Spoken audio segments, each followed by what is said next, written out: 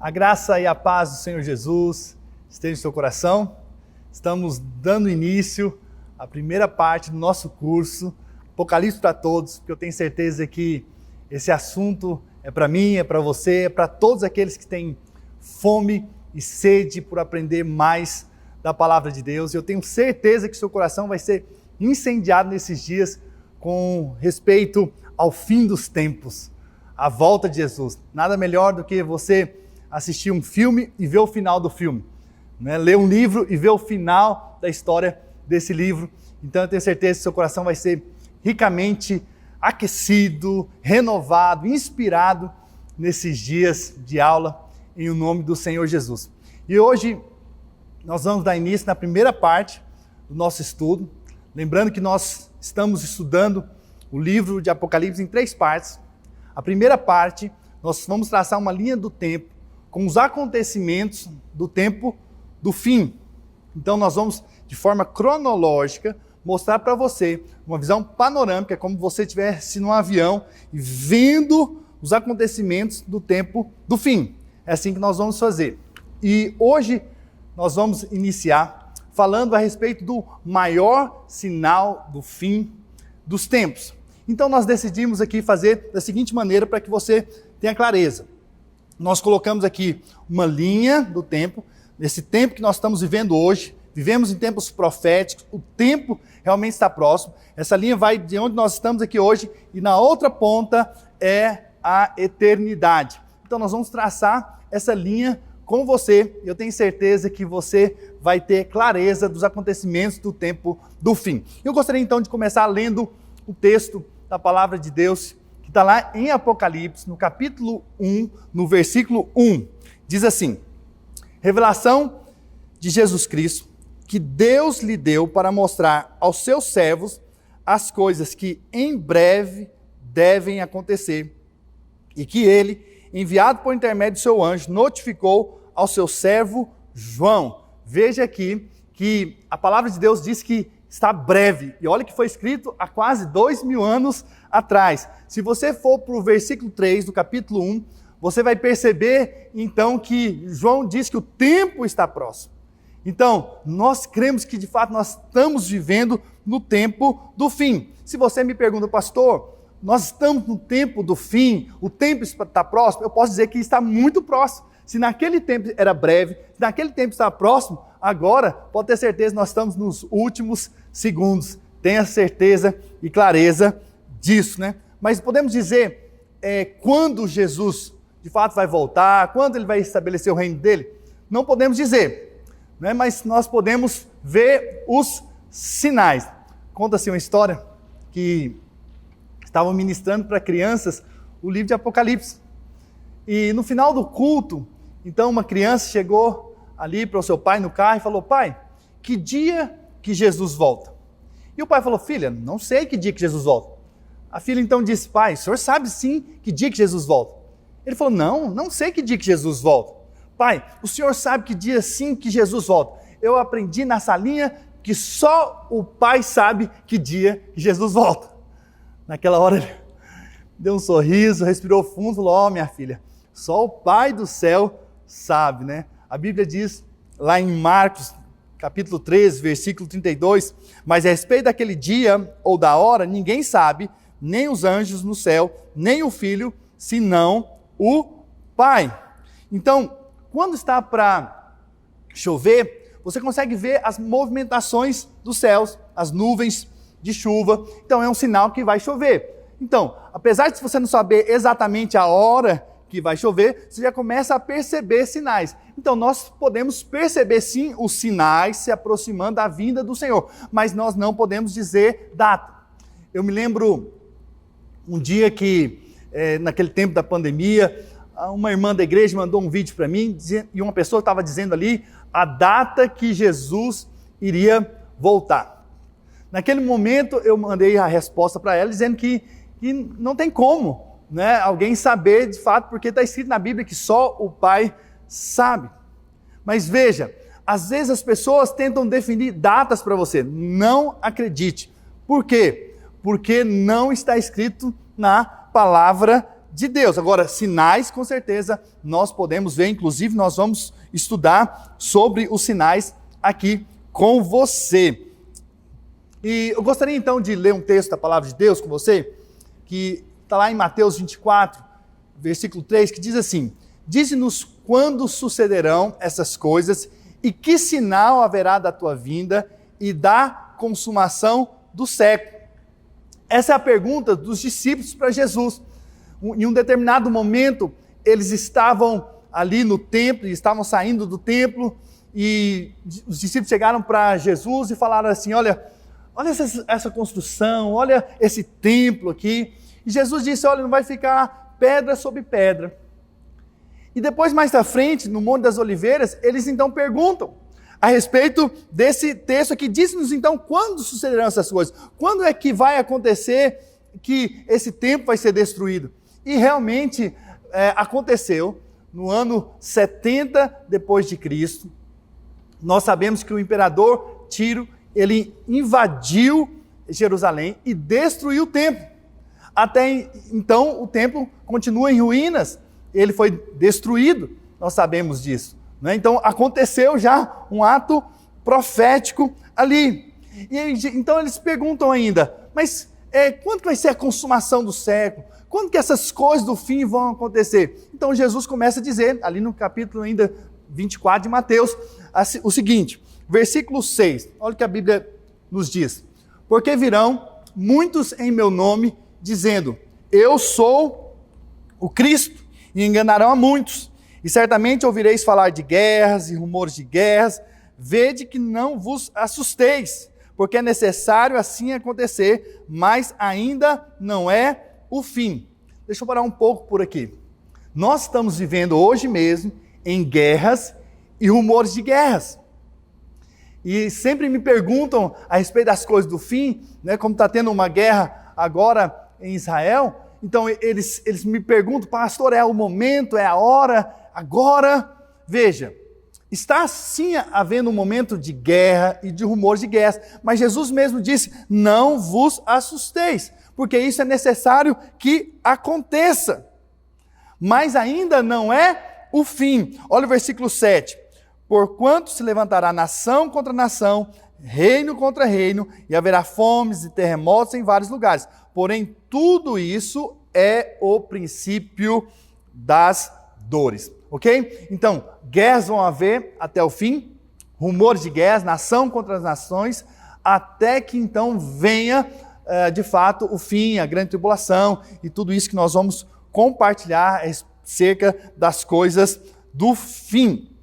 Então nós sabemos que o anticristo vai se manifestar, nós sabemos que o anticristo vai entrar no lugar santo, no templo, então o templo precisa ser reconstruído, ok? Mas vai ter um momento em que Jesus voltará, de fato, vai ter a vinda dele. Em qual momento Jesus, de fato, vem para estabelecer o reino de Deus? Isso é no final da grande tribulação. Lá em Mateus, versículo 24, olha o que a palavra de Deus nos diz a partir do versículo 29.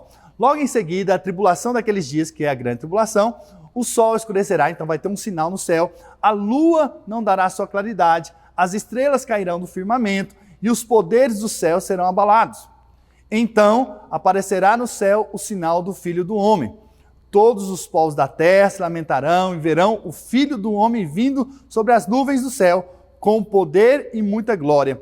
E ele enviará os seus anjos com grande clangor de trombeta, os quais reunirão os seus escolhidos dos quatro ventos de uma a outra extremidade dos céus. Então veja, isso vai acontecer após a grande tribulação. Bom, mas qual o sinal que nós temos de fato que nós estamos chegando no tempo do fim? Então, Jesus, nesse mesmo contexto, no mesmo capítulo, depois que ele fala a respeito disso que nós acabamos de ler, da volta dele, ele diz, então, mas fique atento a algo.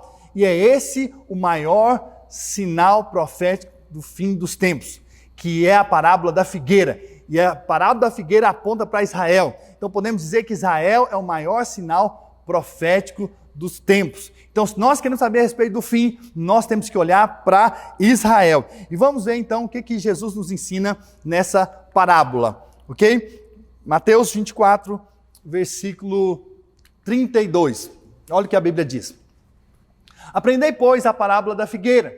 Quando já os seus ramos se renovam e as folhas brotam, sabeis que está próximo o verão. Assim também vós, quando virdes todas essas coisas, sabeis que está próximo as portas. Em verdade vos digo que não passará essa geração sem que tudo isso aconteça. Passará o céu e a terra, porém as minhas palavras não passarão.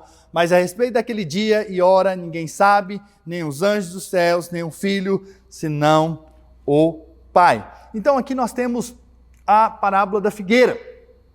Quando a Bíblia diz que os ramos se renovam e quando as folhas brotam, sabeis que está próximo o verão. É um início, né? Aqui nos Estados Unidos nós temos as estações bem definidas, então nós percebemos quando a natureza mesmo vai dando sinais de que há uma mudança nas estações. Também nós vamos perceber, mas então nós precisamos saber então quem é a figueira. Bom, na Bíblia a figueira é Israel. Olha o que a Bíblia diz lá em Jeremias, no capítulo 24. Diz assim: tinha um cesto figos muito bons, como os figos temporãos, mas o outro ruins, que de ruins que eram, não se podiam comer. Assim diz o Senhor, o Deus de Israel. Versículo 5. Do modo porque vejo esses bons figos, assim favorecerei os exilados de Judá. Veja que está ligando Judá, no caso aqui, com os figos, que eu enviei desse lugar para a terra dos caldeus. Versículo 8. Como se rejeitam os figos ruins, que de ruins que são, não se podem comer, assim tratarei a Zedequias, rei de Judá. Judá é Israel, né? Diz o Senhor, e a seus príncipes e ao restante de Jerusalém, né? Jerusalém sabemos que é a capital de Israel, tanto aos que ficam nessa terra, como aos que habitam na terra do Egito. Então, veja, os figos apontam para Israel. Então podemos dizer então que a figueira é um sinal de Israel. Então quando nós vemos Israel brotando, então podemos saber que está próximo o tempo do fim. Então vamos ver. Se eu estivesse dando aula aqui, talvez em 1910, 1920, dizendo Jesus está voltando, o tempo está próximo, não é? Vai ser reconstruído o templo, Israel vai voltar a existir. Talvez você poderia estar dizendo, olha, o que é isso? Não existe nem a nação de Israel ainda, você está falando da volta de Jesus? Bom, mas em 1948, nós sabemos que Israel foi reconhecida como nação. Depois ali da Segunda Guerra Mundial, mais exatamente 14 de maio de 1948. Então surge em um dia só a nação de Israel, como a Bíblia mesmo menciona.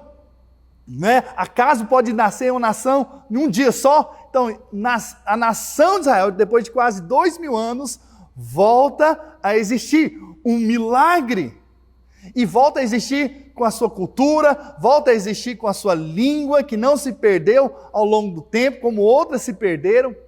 O hebraico não foi perdido. Veja a força, de fato, da nação de Israel a partir de então. Depois nós vemos, mais à frente, em 1967, a Guerra dos 6 Dias, em que 3 nações basicamente entraram em guerra contra Israel, ali o Egito, Jordânia, a Síria, mas em 6 dias, miraculosamente, o exército de Israel venceu esses inimigos. E nesse momento, nós vemos que a capital, Jerusalém, volta a ser parte agora da nação de Israel. Você pode ver aqui uma foto aqui do exército, aqui perto ali da cúpula dourada. Nós vamos mostrar para você daqui a pouco sobre esse santuário. Veja, então, não tinha nação, passa a ter nação. A capital volta a ser de Israel. Veja, as coisas estão andando. O que falta? Falta o tempo. Então, o que nós acreditamos é que falta reconstruir o tempo para que a profecia se cumpra. Até porque o anticristo, o abominável da desolação, como está lá em Mateus 24, ele precisa entrar no lugar santo, ele vai profanar o lugar santo. Mas para isso precisa ser reconstruído. E aqui nós temos uma maquete, você pode ver aí, de como vai ser o templo. E talvez você não saiba, mas todo o material já está pronto para quando iniciar ali a construção, já tenha tudo pronto, mas tem um detalhe com relação a isso que eu gostaria de falar com vocês. Você pode me perguntar, pastor, mas por que então que não reconstrói o templo? Porque aonde é o local exato, onde eles querem reconstruir o templo, tem o que nós chamamos a cúpula dourada ou domo da rocha. Você pode ver aí na imagem, aqui é o domo da rocha, a cúpula dourada. Bem próximo também tem a mesquita de Omar, você pode acompanhar aí na imagem. Então, hoje o que tem é ali um santuário muçulmano. Então veja, Israel já está de volta como nação, a capital já é Jerusalém, e agora o que nós temos só de restante para um cumprimento profético, de fato, é aí a reconstrução do templo, mas nós sabemos que hoje tem aí um santuário muçulmano, então certamente qualquer movimento para destruir, por exemplo, para tirar daí, seria uma terceira guerra mundial. Tem uma outra imagem aqui, que você pode ver, que é a respeito também, ali nós vemos o domo da rocha, nós temos também aqui do outro lado esquerdo aqui, a mesquita de Omar, e nós temos também o muro das lamentações. O muro das lamentações é o local sagrado para os judeus, né? E que é o que sobrou do templo de Salomão. Então é ali onde eles fazem as suas orações, as suas preces, mas com certeza o desejo deles é que eles possam reconstruir o templo. E eu vou mostrar uma outra foto aqui também, que mostra de uma maneira mais clara, da visão de cima. Aqui mais embaixo nós temos o muro das lamentações, e nós temos ali o domo da rocha, né? Aqui do lado direito, mais embaixo aqui, você tem uma mesquita também muçulmana, muito importante para eles, uma das mais importantes. Então veja, os árabes estão em domínio dessa parte aqui, dessa esplanada, onde tem o domo da rocha, a cúpula dourada. Então precisa sair daí. Então o que nós acreditamos? E vamos falar a respeito disso. Esse santuário, esse domo da rocha tem que sair daí. Para quê? Para reconstruir o templo. Por quê? Porque o sacrifício precisa voltar a acontecer. Para que na metade dos 7 anos do governo mundial, esse sacrifício cesse e comece sim a grande tribulação. Então veja, nós estamos no tempo do fim, as coisas estão acontecendo, Israel está florescendo. Mesmo que há guerras, há batalhas, há lutas que enfrentam, pode ter certeza, estamos caminhando para o tempo do fim. E nós podemos dizer então que Israel é um relógio profético. Então você precisa ficar atento. Mas no momento do tempo do fim, com certeza vai ter que ter vai ser um momento de paz, porque o anticristo vai trazer essa sensação de paz, não é? No tempo ali realmente da volta de Jesus, para depois começar a grande tribulação. Então fique também atento aos acordos de paz, porque isso tem a ver também com o agir do anticristo. E nas próximas aulas nós vamos estar compartilhando mais sobre isso. Mas agora, nesse momento, eu gostaria que você, se puder, claro, feche seus olhos, vamos orar para que nós para que possamos ter um coração atento, percebendo de fato os sinais do tempo, do fim. Eu gostaria que você voltasse seu coração para o Senhor nessa hora e orasse junto comigo. Senhor Jesus, que nesses dias nossos olhos sejam abertos para as verdades da Tua Palavra. Possamos, de fato, entender aquilo que o Senhor tem para nós. Possamos entender os Teus planos, os Teus projetos, os Teus propósitos nessa terra. Mas que possamos estar atentos aos sinais, para que possamos, de fato, entender que de fato o Senhor está voltando e que os olhos do nosso coração sejam de fato abertos em o nome do Senhor Jesus.